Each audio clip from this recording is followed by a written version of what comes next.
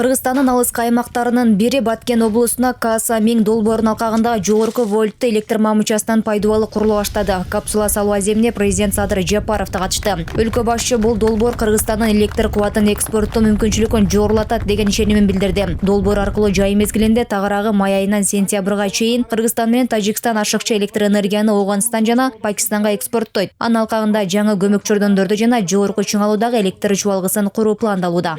Каса Миң долбоорун ишке ашырууну баштоодон сырткары азыркы учурда Камбарата 2 кесинин 2-чи агрегатын ишке киргизүү, жогорку нарын кес каскатын куруу, Токтогул, Үч Коргон жана Ат башы кестерин модернизациялоо боюнча долбоорлор ишке ашырыла баштады. Бул долбоорлорду аяктоо Каса Миң долбоорунун алкагында электр энергиясын жеткирүү боюнча милдеттенмелерди толугу менен аткарууга, ошондой эле Кыргыз Республикасынын бардык жарандарын электр энергиясы менен камсыздоого мүмкүндүк берет. Каса Миң 4 мамлекеттин ортосундагы негизги долбоорлордун бири. Бул боюнча 2007 жылдан бери сүйлөшүүлөр жүрүп, ошол жылдары алгачкы келишимдер түзүлгөн. Долбоорго катышып жаткан бардык өлкөлөр жалпысынан 1,4 миң чакырым электр зымдарын тартып, Тажикстан менен Пакистанда атайын подстанцияларды курушу керек. Электр чубалгыларынын 455 чакырымы Кыргызстан аймагы аркылуу өтөт. Алардын көпчүлүгү Жалал Абад, Ош, Баткен облустарынын калкы аз жайгашкан райондордун аймактарын кесип өтөөрү айтылды.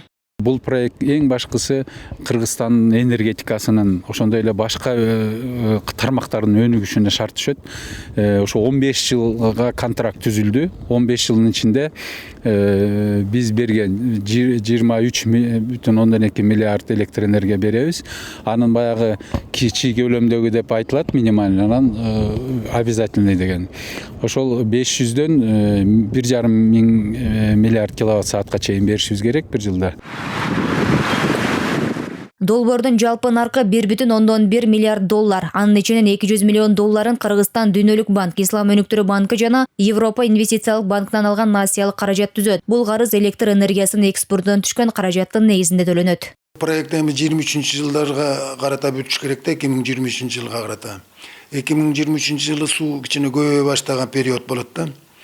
Ошондон бир 5 жылга чейин туура нормально кетиши мүмкүн. Андан аркы циклда кандай болот? Ага чейин биз бөлөк станцияларды салып, генерацияны көбөйтө алабызбы, көбөйтө албайбызбы? Мына бүгүнкү учурда Кыргызстандын өзүнө үпчап менен араң жетип атат биздин чыгарган энергиябыз.